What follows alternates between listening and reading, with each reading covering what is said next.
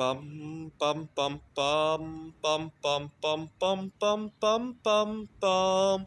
The Peter Dislike Show. Bum bum bum bum bum bum bum. All right, please continue to pray for some rebalancing in my life by leaving a dislike on this video.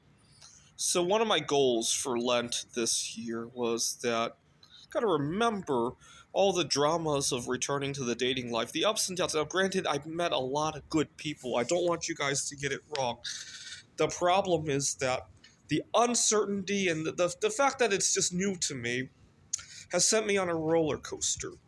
And it's really affecting my life. I got one of my worst performance reviews ever since landing my dream job here. And I had turbulences with a couple of my roommates, and my eating disorder and my sleep disorder have returned in full force. And one of my goals for Lent was to bring that all back to earth. And I'm pleased that I'm starting to have a soft landing and all of that. But there's still room to go.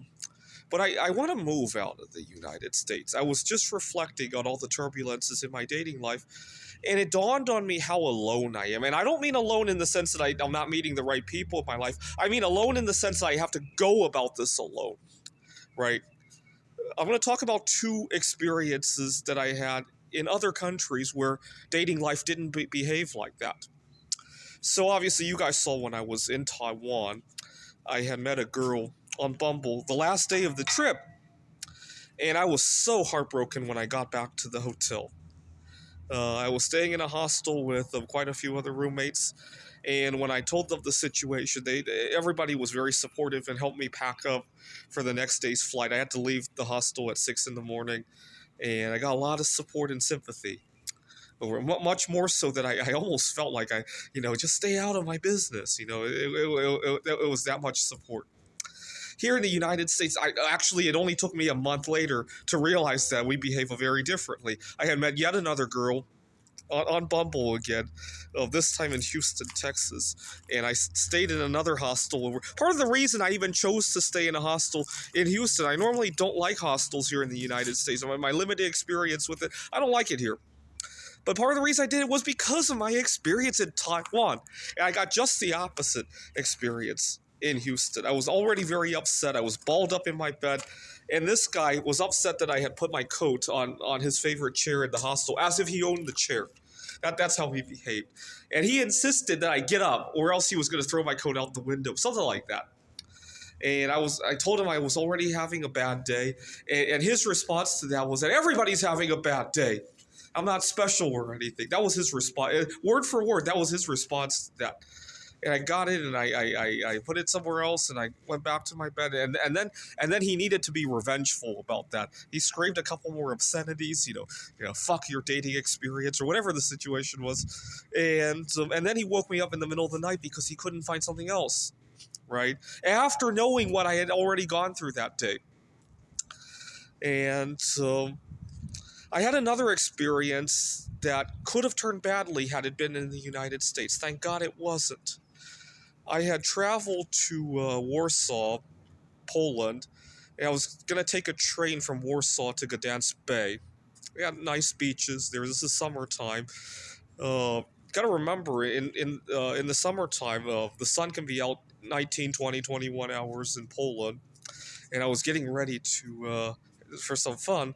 I got on the train, and as I was getting ready to sit down, I was wondering if I could switch seats with this guy. There was a girl sitting next to him that I wanted to make a move on, and I couldn't believe my eyes. The girl got up to go away to go to the bathroom or something, and I thought, I'm going to ask that guy if I could switch seats with him.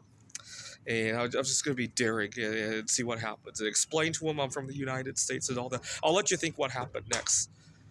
I made a mistake. The guy was her husband, and I was so embarrassed out of my mind. I went to a different section of the train to hide out.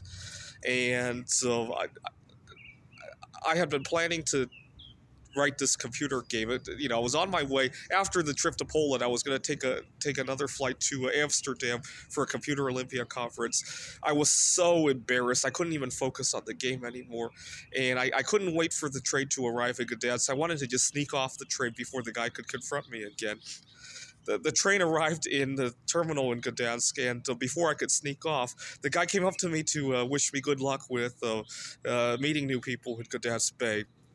And see, this would never happen here in the United States, right? In the United States, if I had done that, one of us is going to end up in the hospital, right? And so, see, in other cultures, people treat life like a team sport, right? Not me against you, or like here at Glendale Community College. I bet a lot of my colleagues are happy that I'm kind of messed up, and now they can really show how they're better than me, right? That doesn't play out in other cultures around the world, right? That's part of the reason why I want to move out of the United States, right? This is the Peter Dislike Show. Bum bum bum bum bum bum bum bum bum bum bum bum. The Peter Dislike Show. Bum bum bum bum bum bum bum.